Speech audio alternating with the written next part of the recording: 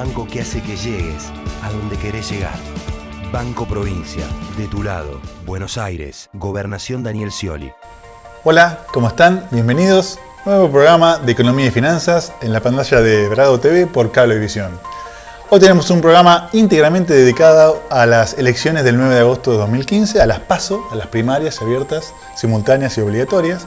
Seguimos dándole una vuelta de tuerca. Recuerdan que el programa anterior trajimos las propuestas económicas de los dos principales precandidatos presidenciales. Pudimos juntos hacer un paralelismo entre las respuestas que iban teniendo y sacar nuestras propias conclusiones en aquel momento. Hoy traemos una entrevista a Eduardo Fidanza, que es director de la consultora Poliarquía. Lo entrevista también Joaquín Morales Solá en este ciclo de conversaciones de La Nación. Y hablan de todo. La verdad que es muy rico compartir con ustedes esta información, porque por eso quisimos traerla incluso la entrevista completa, para que no tenga cortes y no tenga divisiones ni ediciones. Lo trajimos tal cual como fue la entrevista, para que ustedes vean preguntas que le hace Joaquín en su momento, si hay alguna posibilidad que alguno de los candidatos a presidente gane en primera vuelta, si hay alguna encuesta última disponible a nivel nacional como para ver, para compartir. ¿Cuáles son los méritos electorales de Scioli y de Macri? Se lo pregunta abiertamente a este consultor, que es especialista. Poliarquía es una de las consultoras más importantes en política económica de Argentina. ¿Cómo juega el círculo rojo, este círculo de personas más informadas, más afines a la política y empresarios a veces en las relaciones con los candidatos? En otra parte de la entrevista también hablan de cómo influyen, de si tienen las encuestas, cómo influyen en la instalación de un candidato, las encuestas, si el balotaje de capital le va a afectar o no a Macri, si es necesario o no hacerlo, cómo ve a la oposición respecto al liderazgo, personalismos e ideologías. Es muy fuerte lo que dice respecto también de la oposición. No solamente califica o critica el tema del oficialismo, sino también a la oposición tiene sus comentarios para hacer, obviamente desde el lado de un consultor privado, pero bueno, son también voces que hay que escuchar, y obviamente como le comentaba, que es una consultora muy reconocida a nivel nacional. Fidanza también cuenta que sí, por supuesto hay otro tipo de encuestas que no llegan, incluso no se llega a entender el resultado que tienen, pero bueno, existen, porque ante los problemas de inseguridad de gestión que existen actualmente en Argentina, la población, cuando se le habla sobre una evaluación general del gobierno, cómo evalúa generalmente en el gobierno, las cosas están muy parejas. Hablan de 50% que aprueba y un 50% que desaprueba. Están muy parejos los resultados respecto de la gestión en sí de gobierno, no solamente ya de imágenes positivas, negativas, no. Hablar como gestión de gobierno. Y Fidanza evalúa justamente que el oficialismo tiene un soporte economicista. Ahora vamos a explicar qué es eso. Que se soporta o se sostiene por un tema economicista. ¿Qué significa eso? Por ejemplo, si uno evalúa el valor del salario, deflacionado obviamente, sacándole el efecto de la inflación, se llama deflacionado, hoy está en un 20% más alto que en la década del 90. Entonces eso también tiene un impacto positivo o negativo según quién llega o no a este nivel de salario, pero en la media general de Argentina hoy está en un 20% más alto que en la década del 90. La tasa de desocupación también mira a la gente, al votante, y es la mitad de lo que era en aquella década. La desocupación actual, si bien es muy elevada, ya lo hemos hablado en programas especiales del tema de desocupación, pero está en mejor posición que en aquel momento. Más los planes de protección social, eso también es un tema que influye. Todo eso, estas razones económicas, debemos tenerlas presentes, y un poco van a ser la suerte que puede tener el oficialismo o la oposición en las elecciones estas de 2015. También evalúa que la sociedad se ha vuelto menos sensible a la calidad institucional. Es un tema delicado, importante para abordarlo y afrontarlo, porque justamente uno de cada 4 argentinos lo ve como una preocupación. Muy poco, solamente 1 de cada 4 ve que el tema de calidad institucional es algo relevante o es algo importante. Por ejemplo, el tema de corrupción, que es un tema que no está en la agenda de casi ninguno de los que están en esta contienda política de este año 2015 es mencionado solo por una minoría como problema. Entonces es como que la calidad institucional, el tema de corrupción, el tema tan sensibles como pueden ser esos, no están dentro de la agenda, no solamente de los candidatos, sino tampoco de la gente. Como que la gente tampoco está pensando o lo tiene dentro de sus prioridades, y eso surge de los relevamientos que hacen desde Poliarquía. Y al final, Eduardo Fidanza plantea que es mejor hablar y llegar al votante. ¿Cómo llegar mejor con el mensaje? Es mejor hablar de nivel de calidad de vida pública más que de calidad de república. ¿Por qué habla de esto? Pues justamente que llama la atención, indica él que el discurso institucionalista de algunos candidatos no llega, no tiene atracción, no llega al votante, es muy abstracto, entonces no se llega a entender de qué se está hablando cuando uno habla de calidad de república. Son términos muy abstractos, y él, por el contrario, entiende que debería hablarse concretamente de inseguridad, de trabajo, de transporte, de vivienda, algo más concreto, entonces hablando un poco más del nivel de calidad de vida pública y no tanto de abstracciones que por ahí no llegan a la gente, o la gente no llega. Por el tema de la justicia, también lo hablaba en su momento, lo van a ver en la entrevista. Cuando se habla de la justicia hay términos más abstractos que por ahí no se llegan a entender. El tema de los jueces subrogantes, por ejemplo. Es un juez suplente. Bueno, ¿por qué no hablamos un poco más claro, más llano, como para que la gente entienda que es el suplente que reemplaza a un titular? Y bueno, ese tipo de cosas es lo que él sugiere desde la consultora que está dirigiendo. Bueno, todo esto es lo que vamos a necesitar, o entendemos que necesitamos, para entender la situación electoral que se nos avecina, dado que la campaña acaba de arrancar, la campaña de 2015 acaba de arrancar, y tenemos todo un mes como para ir viendo cómo se va desarrollando. Así que, míralo. Según las encuestas de hoy, ¿hay posibilidad de que alguno de los candidatos gane en primera vuelta en octubre? Yo creo que no se puede, Joaquín, asegurar esto en este momento. Desde que se conformaron las dos fórmulas, la primera impresión, estamos hablando de las fórmulas nacionales, de las dos que tienen más chance.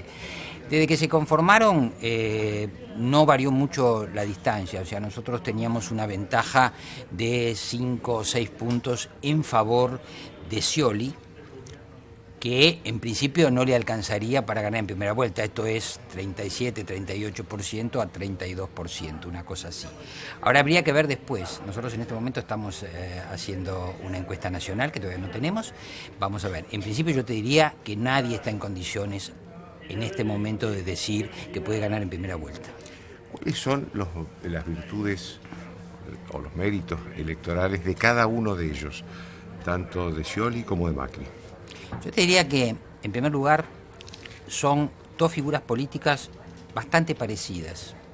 Yo escribí el otro día que ninguno de los dos pertenece al paradigma político de la presidenta. Esto es, ninguno de los dos concibe la vida política como un enfrentamiento, ni concibe al adversario circunstancial como un enemigo, ni, como decía un filósofo, tratan a los adversarios como si fueran o tuvieran, ¿no es cierto?, la capacidad de infectarlo a uno o de hacerlo, no sé, enfermar por tener una ideología extraña. No, de ninguna manera. Creo que los dos tienen ese perfil que para mí corresponde al paradigma político que viene, que pasa más bien por el diálogo que por la confrontación. Las diferencias, bueno, yo creo que a Macri se lo percibe por su capacidad de ejecución. Macri está muy asociado a lo que logró, lo que la gente percibe en la ciudad de Buenos Aires. Está muy ligado a lo que yo llamaría las soluciones operativas, al pragmatismo, a la ejecutividad y a la innovación. Esta frase de Macri sobre que estamos en el futuro y el ejemplo es la boleta electrónica, creo que lo pinta bastante bien respecto a cómo lo está percibiendo el electorado. Lo de Scioli es distinto. Scioli es una figura que le cae muy bien al votante medio, aunque le resulta simpático, le resulta amable, y la gente también lo asocia en cierta manera con gestos y, digamos así, una orientación más hacia la solidaridad, etcétera. Ahora, cada uno de ellos tiene su punto oscuro, ¿no es cierto? El punto de Macri es en cierta manera una frialdad, de otra manera el discurso de Macri también tiene dificultades para perforar los sectores populares. Muchas personas en sectores populares, a pesar de que Macri está claramente haciendo un esfuerzo. Esta cuestión del timbreo es una cuestión de acercarlo y de acercarse él a los sectores populares, a los vecinos más humildes, pero la gente percibe muchas veces que su discurso no está, esa gente de esos sectores no está dirigido a ellos. De modo que este es un punto. Bueno, y el punto de Scioli es su capacidad de autonomía. Su capacidad de autonomía, independientemente, por ejemplo... Es un punto débil. Y sí, es un punto débil. Ahora, yo creo que es un punto débil, más bien señalado por los electores más informados, por el periodismo, ¿no es cierto?, por el círculo de los negocios. El círculo rojo. Exacto, que por el votante medio. Ahora, de cualquier manera, su ejecutividad o su capacidad de autonomía política está puesta en juego, y creo que eso es un aspecto que de alguna manera lo tiene que mejorar o tiene que demostrar que no es así. Ahora, venimos de un domingo donde el gobierno le fue mal en todas las elecciones. Le fue mal. Le fue mal. Sí.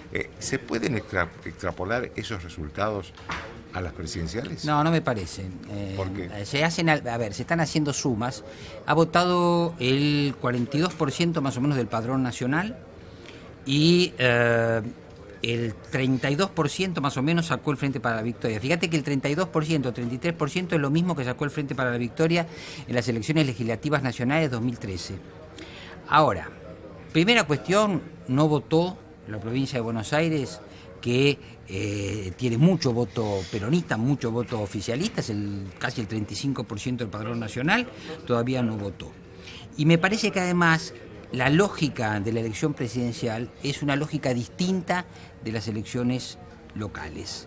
Yo lo que te diría es que los resultados a mí lo que me hacen pensar, y esto se ha señalado, lo has escrito, creo que hay una tendencia hacia ir hacia un centro político por estilo. Fíjate vos las figuras que fueron premiadas o que obtuvieron votos o que resultaron sorprendentes sus resultados. Tenemos a Urtubey, que es una confirmación, tenemos líderes en el peronismo, el Frente para la Victoria, como Omar Perotti en Santa Fe. En general, bueno, tenemos los resultados de Córdoba, de Mendoza. De Córdoba, ¿no? Bueno, pero en general, ¿qué tenemos? Tenemos políticos moderados. Escuchaba yo el otro día el discurso de Schiaretti, un discurso abierto, un discurso, digamos, más propenso a la amistad política que al enfrentamiento político. El caso en Mendoza, es decir, me parece que lo que podemos sacar no es hacer la extrapolación y decir así fueron los resultados, así serán en las elecciones presidenciales, para mí es otra lógica, pero sí que hay una tendencia a ir al centro político. En la capital, para ir a lo más local, hubo los resultados que hubo el domingo con un balotaje. ¿Es necesario ese balotaje viniendo los dos candidatos de un espacio político común? No, yo te diría que con 46% de los votos, con una diferencia de 20 puntos y como escribiste hoy, sin que existan antecedentes mundiales de que el candidato que sale segundo en esas condiciones pudiera ganar el balotaje, bien pudo haberse ahorrado este balotaje. Y hay antecedentes de esto, ¿no es cierto? Hay en la política argentina en los últimos años. Bueno, no ha querido Lustó que esto fuera de esta manera. Y yo creo que acá se abre la discusión actual de esta misma hora, de estos días, sobre qué le pasa a la oposición en la Argentina. Y yo empezaría por decir... Esa es una pregunta que te quería hacer. Eso, pero yo empezaría por decirte esto, Joaquín.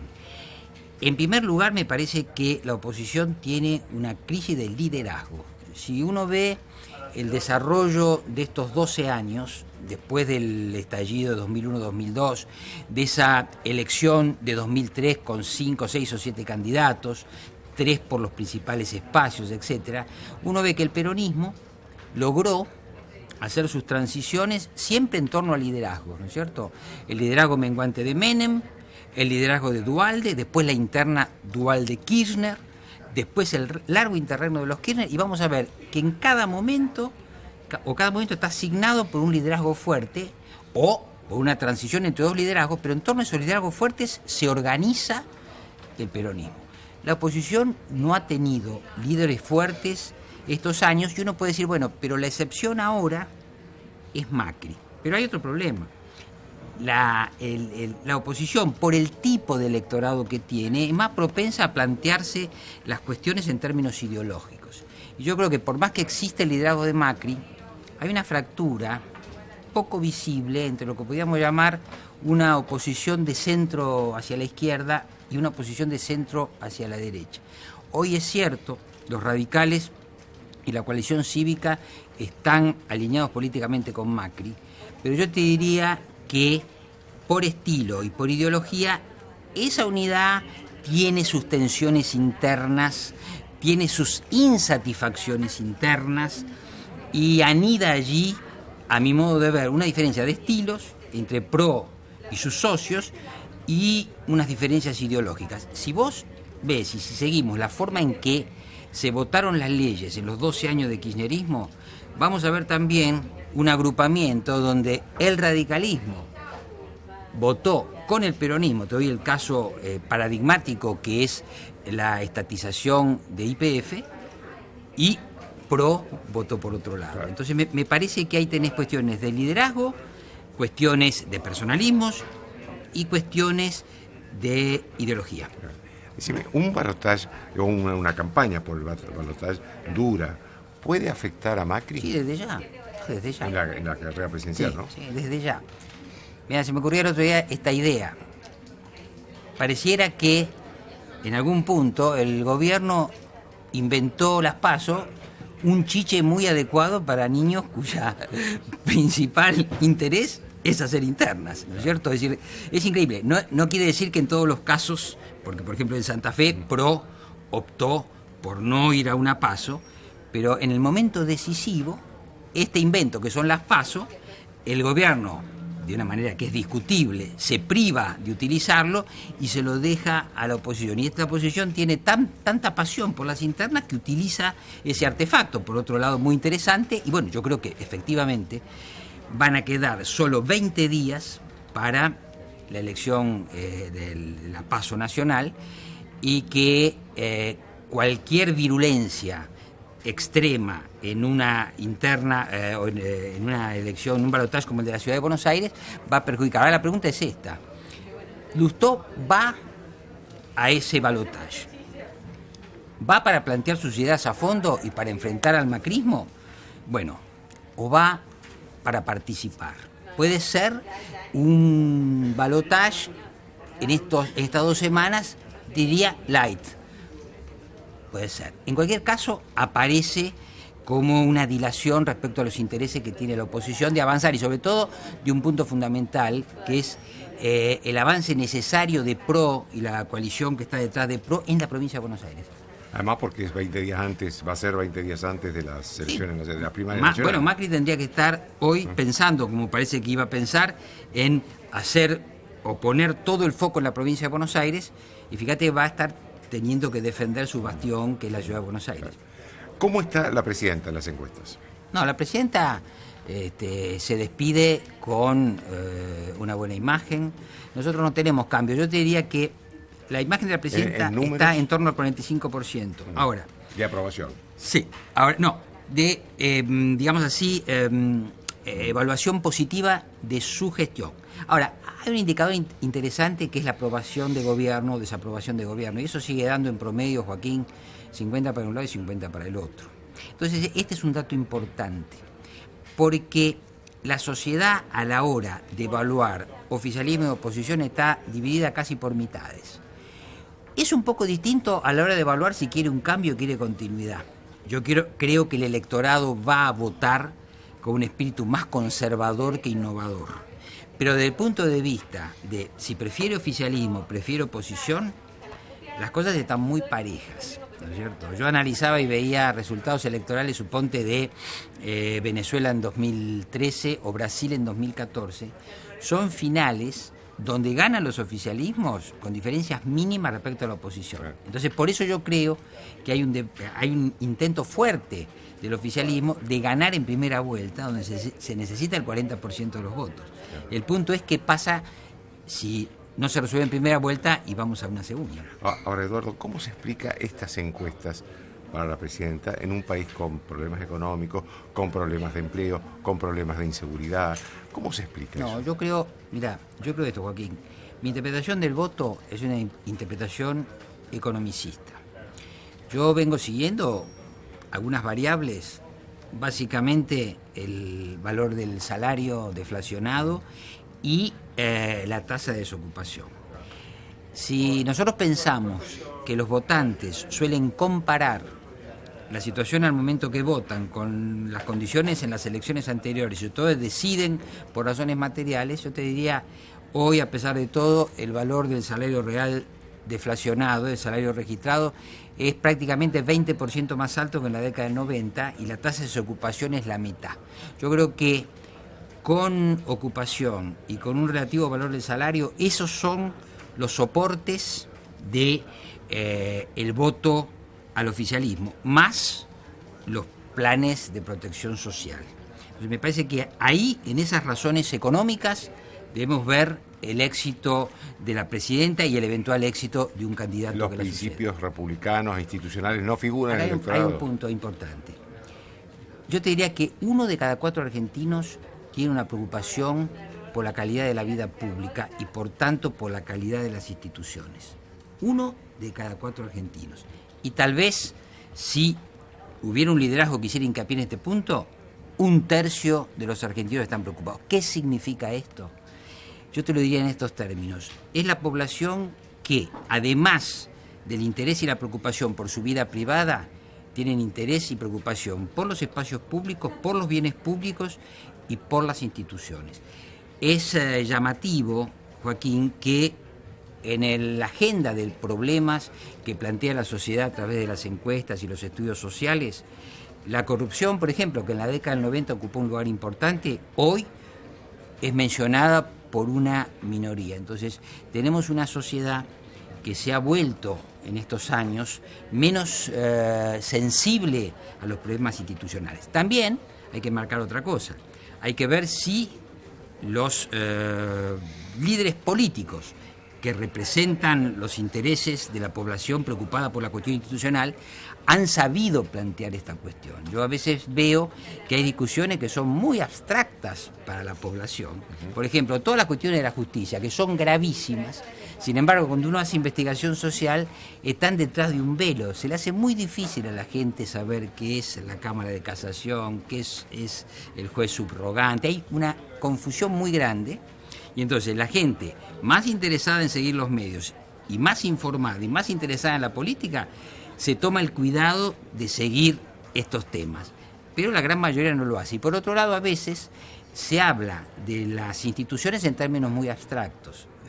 Tal vez habría que poder hablar de las instituciones en términos de calidad de vida, en términos de sobrevivencia. Es decir, cómo vincular el problema de la inseguridad, el problema de transporte, el problema de alienación y embrutecimiento social con las instituciones. A veces el discurso institucionalista, a mi modo de ver, es un poco abstracto. Hay que hablarle a la gente de calidad de vida más que de república, porque es verdad y es muy importante que haya república, pero pedagógicamente se va a llegar al votante más por la calidad de la vida pública que por abstracciones que puede seguir determinado público pero no otro.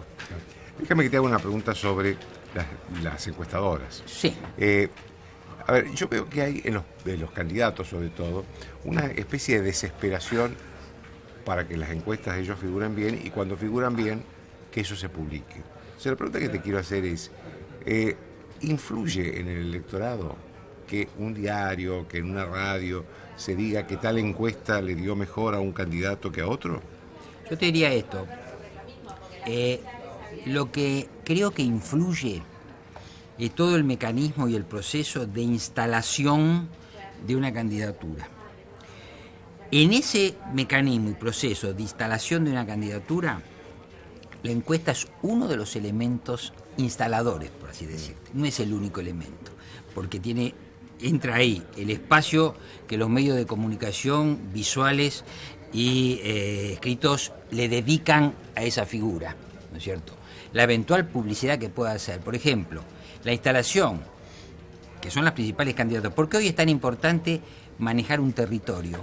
¿Por qué? Porque solamente la comunicación de los actos de gobierno le da una capacidad de instalación muy grande a un precandidato.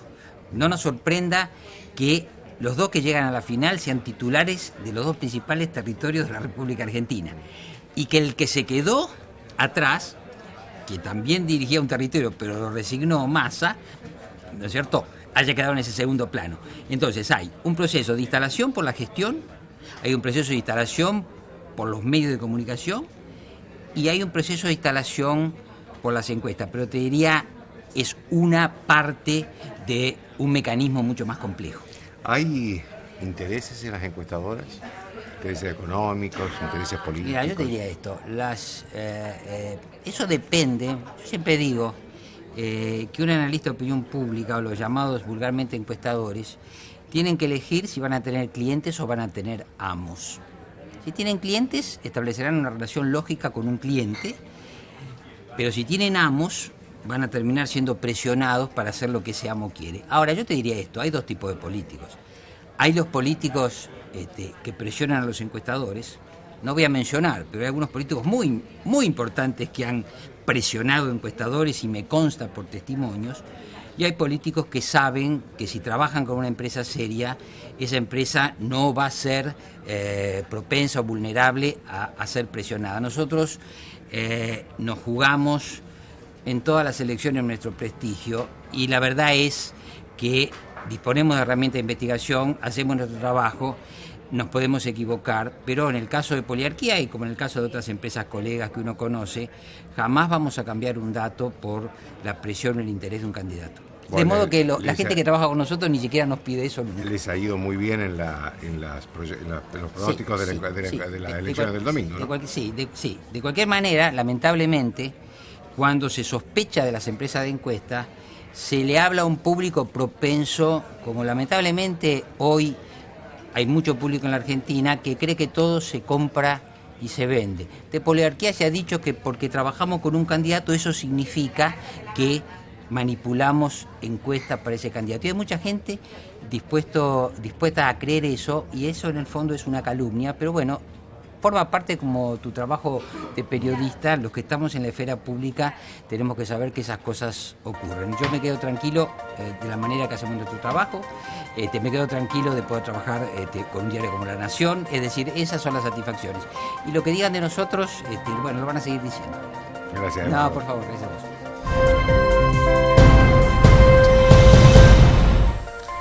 Bien, hasta aquí llegamos. Entrevista completa de Eduardo Finanzas, entrevistado por Joaquín Morales Solá, pero queríamos compartirla con ustedes porque, como ustedes lo habrán visto, es una persona de mucho prestigio, un analista y consultor muy reconocido en el mercado. Y bueno, tener una mirada también desde especialistas sobre la política y también de temas económicos, siempre es bueno traerlo y compartirlo con ustedes para justamente socializar estos temas en un año tan complejo y tan electoral como es el 2015. Con ustedes nos vemos en el próximo martes. Chau.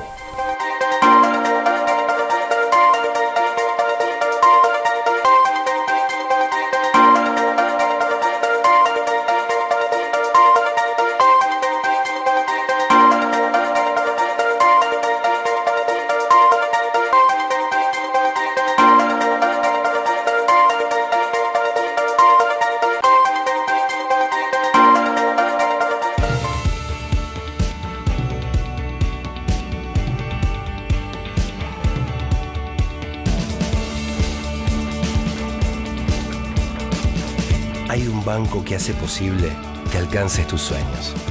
Banco Provincia, de tu lado, Buenos Aires, Gobernación Daniel Scioli.